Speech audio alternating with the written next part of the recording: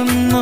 ഇനിയും ഇതാഴത്തിൽ വീഴുമെങ്കിൽ ആ ലൈലാന്റെ മണ്ണിൽ അലിയുമെങ്കിൽ, ലൈലാന്റെ പാദം പതിഞ്ഞുള്ള മണ്ണും മജ്നൂനേറെ കൊതിച്ച പോലെ, ലൈലും നഹാറും ഓടി മറയുന്ന ലൈലയെ തേടുന്ന കൈസ് പോലെ ഞാൻ, ലൈലയെ തേടുന്ന കൈസ് പോലെ ലൈലാന്റെ പാദം